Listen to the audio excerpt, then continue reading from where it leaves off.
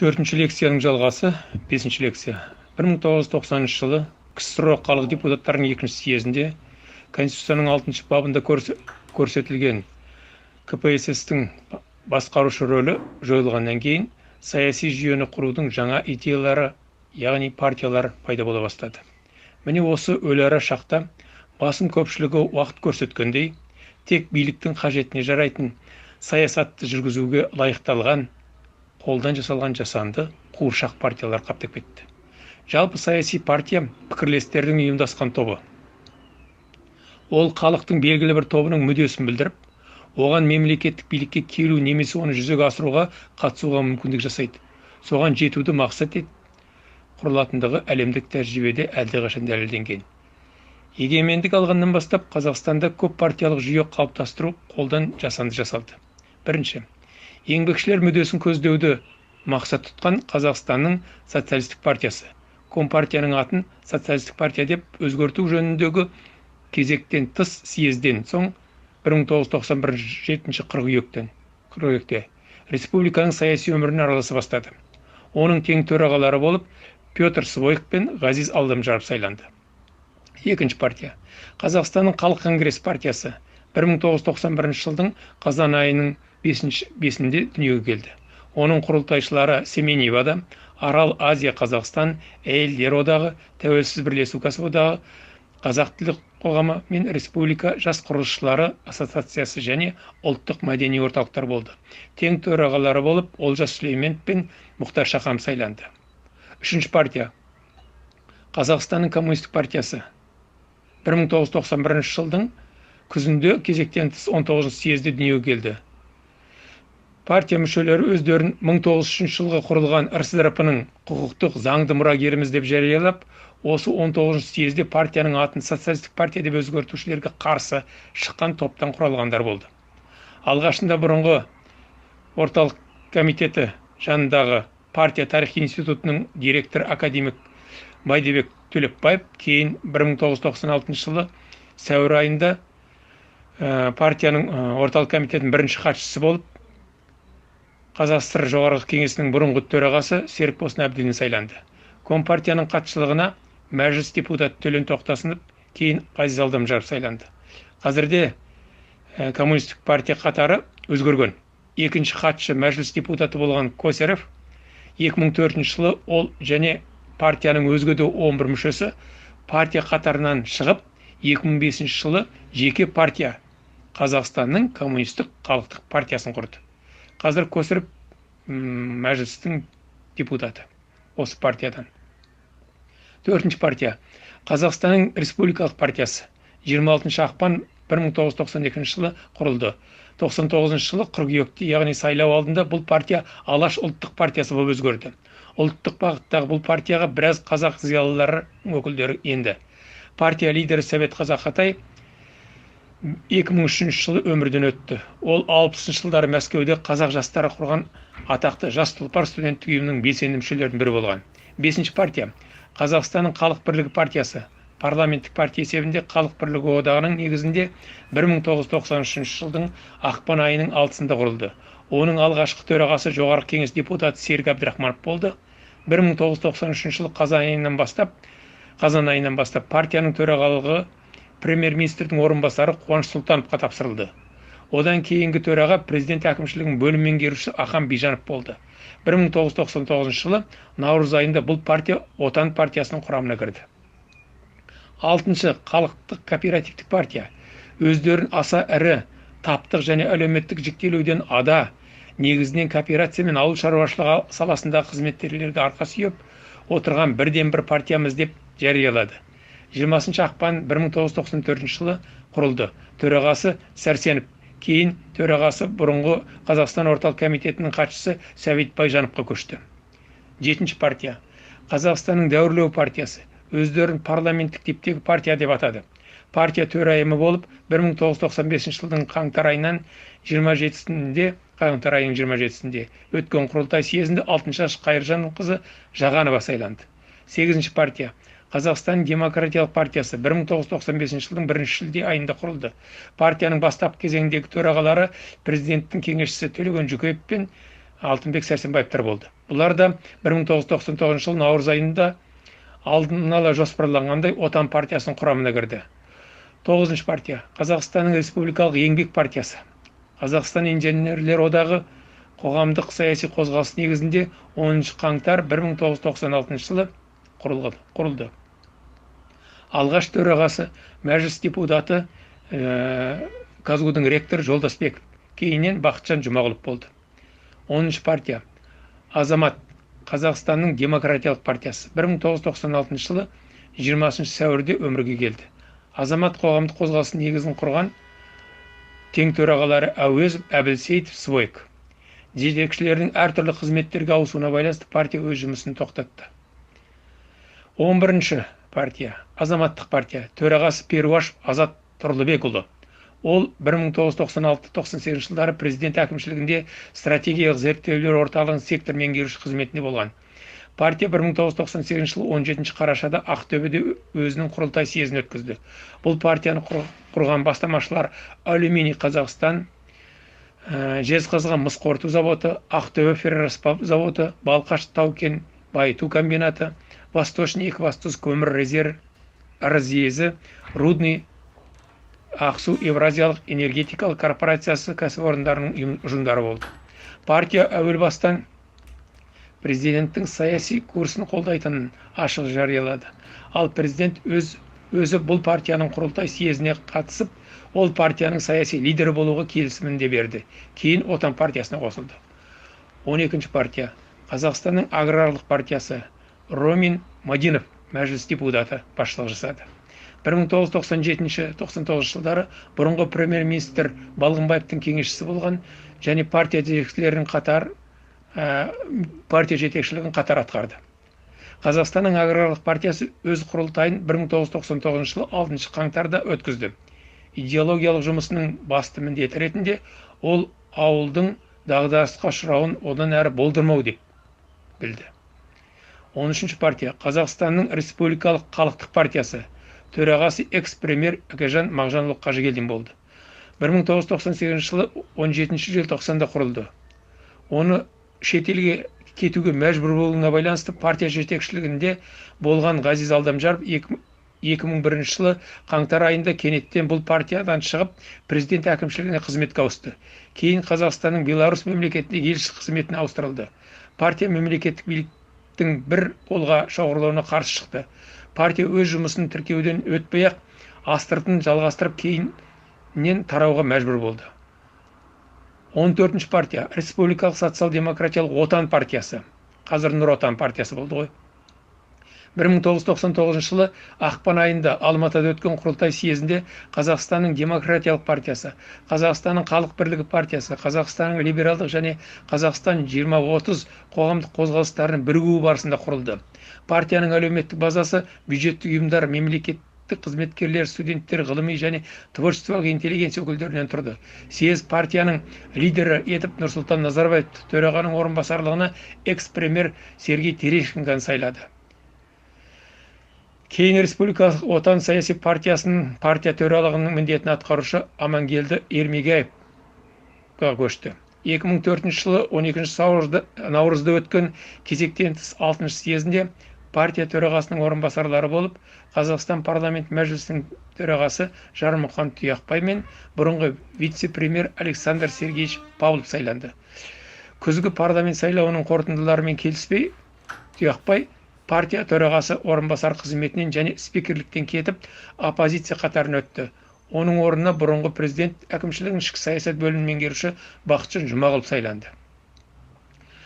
Кейіннен білім министрі болды. 2006 жылы 23 желтоқсанда Республикалық Отан саяси партиясының кезектен тыс 10 съезінде аграрлық және азаматтық партиялар Отан саяси партиясының құрамына енді. Осы съезде Отан Республикалық саяси партиясының атауы Нұр Отан халықтық демократиялық партия болып өзгерді.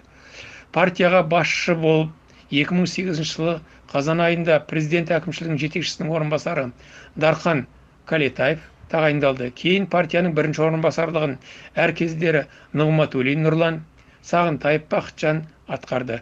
Бүгін таңда партия төрағасының бірінші орынбасары қызметін Байбек Бауыржан атқаруда. 15 партия Қазақстан әйелдері ұйымдарының саяси бірлестік партиясы. 1999 жылы маусым айында құрылтай съезі болды. Осы жылы 11 тамызда Әділет министрлігінің тіркеуден өткен.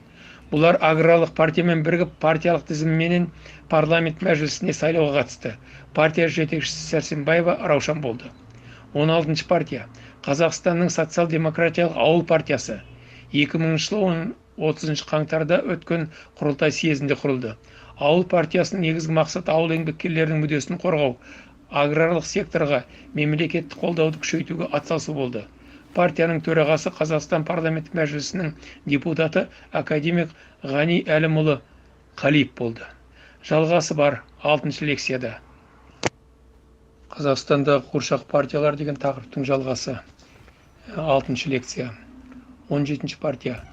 2002 жылғы 29 қаңтарда Қазақстанның демократиялық Ақжол партиясын құру туралы ол кезде әлі Қазақстанның демократиялық таңдау қозғалысы болатын қоғамдық саяси кеңестің мүшелері мәлімдеді.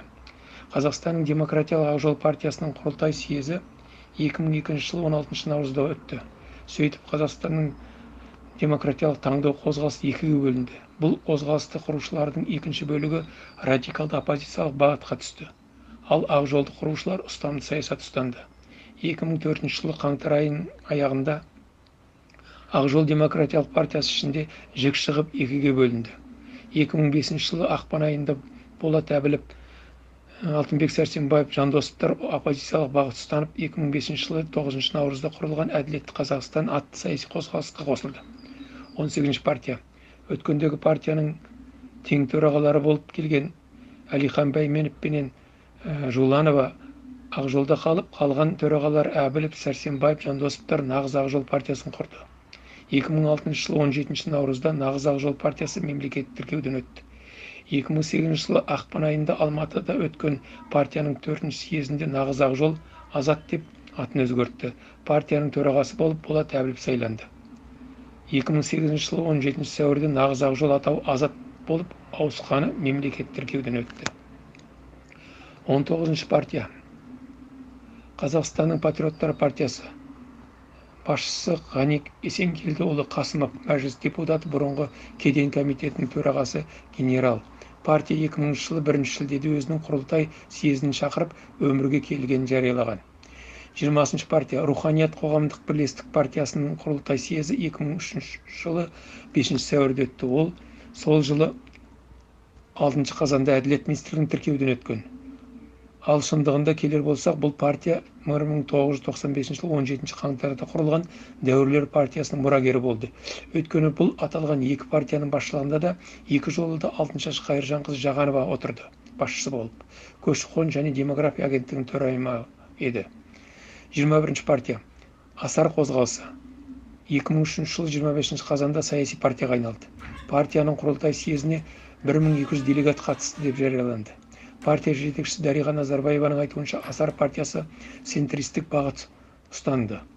2006 жылы 4 шілдеде Асар партиясы Отан республикалық саяси партиясына қосылды.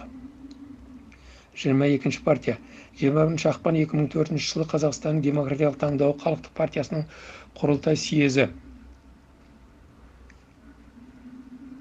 Алматы қаласындағы Анкара қонақ үйінде өтті. Ғалымжан Жақиянов бір ауыздан партияның лидері болып сайланды. Осы құрылтай съезінде партия саяси кеңесінің төрағасы болып Асылбек Қожахметов сайланды.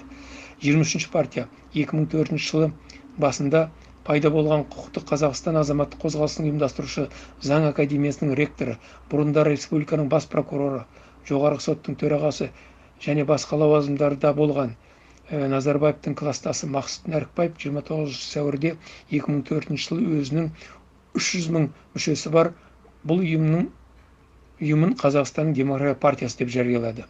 Қазақстан демократиялық партиясының төрағасының орынбасары белгілі диссидент бұрынғы Азат қозғалысының басшыларының бірі Қасен Қожахмет болды. Кейін ол партия мүшелігінен шықты. Бұл партия кейін атын Әділет демократиялық партиясы деп өзгертті. 24 партия 2013 жылы сәуір айының 29 жұлдызында өткен съездерінде Әділет демократиялық партиясы мен Руханият партиясы бірігіп, Бірлік партиясын құрды. Партияның төрағасына Серік Сұлтанғали, ал орынбасарлары болып Волков, Төлеген Сыдықов, Бөрбековтер сайланды. 25 партия.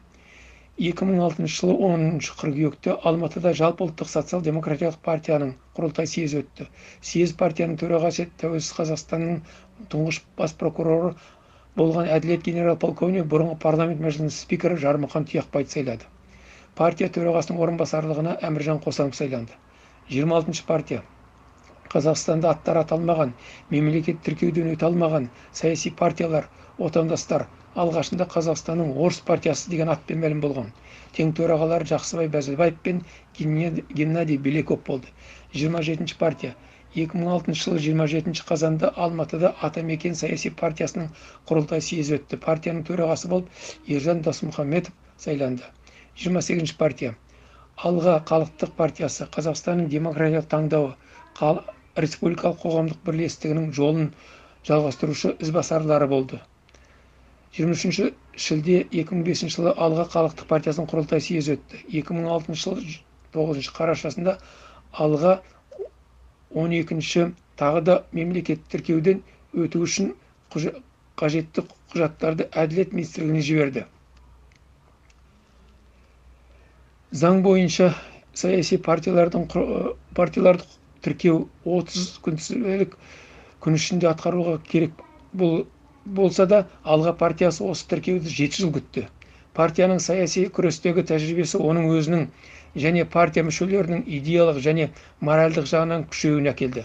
Сонымен қатар партияның қандай қиын жағдайда болмасын өз ұстанымы мен мүддесін қорғай алатын ұйымға айналуына себепкер болды. Бізді ұрды, біз күшейе түстік. Бізді қорқытты, біз ақылдырақ болдық дейді алғалықтар. 2007 жылы мамыр айында партия ішінен жік шығып екіге бөлінді.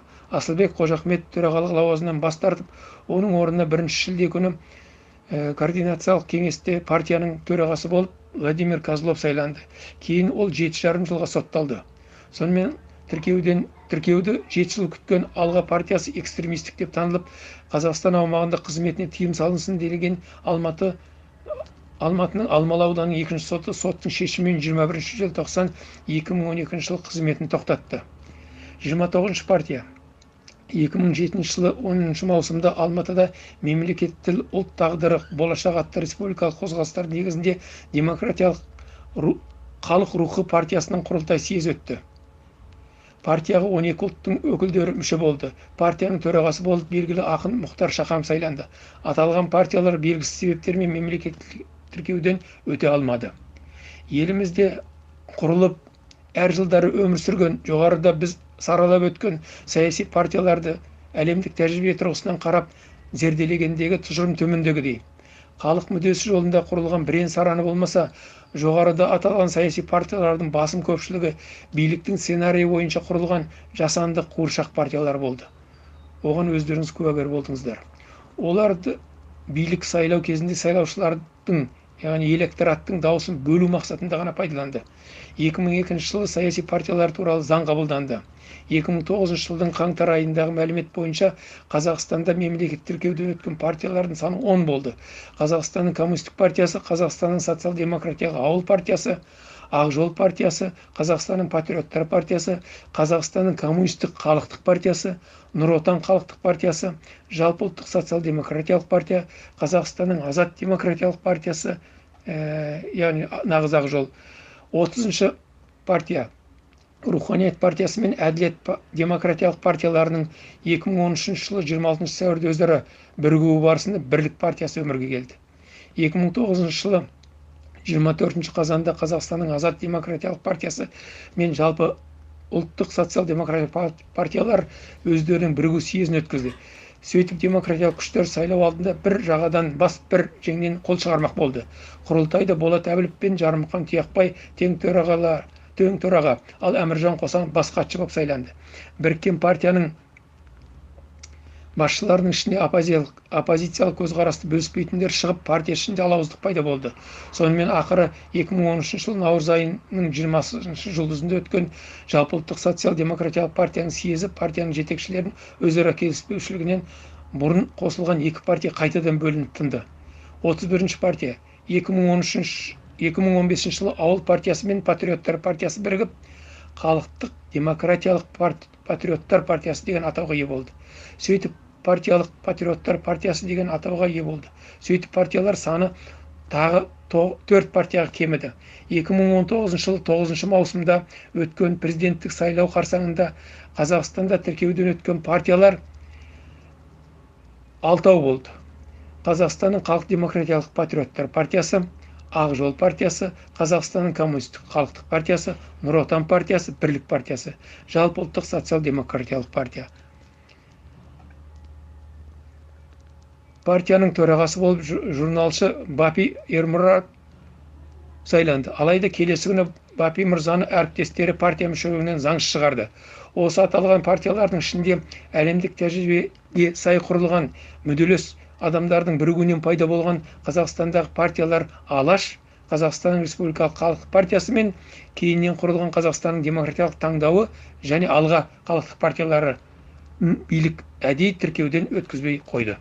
Партия төменнен құрылғанда ғана халықтық болып, олардың мүддесін қорғайды. Жоғарыдан, яғни билік жасақтаған партиялардың барлығы жасанды қуыршақ партиялар. Сөзімнің ақиқат екендігін дәлел осы аталған 30 партияның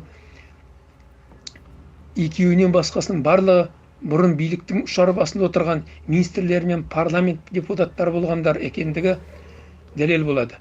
Халықтың партия атауынан шошитыны заңды құбылыс. Өйткені олар қуыршақ партиялардың халықты алдауларынан әбден зәрезеп болғандар.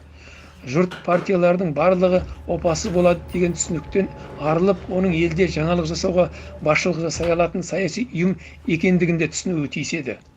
Тек партияны қалай кімдер жасақтайтынын біле білу үшін саяси сауат керек. Мен осы лекциямды осындай сауаттың әліппесін бердім деп ойлаймын. Бұл 6-шы лекцияның соңы.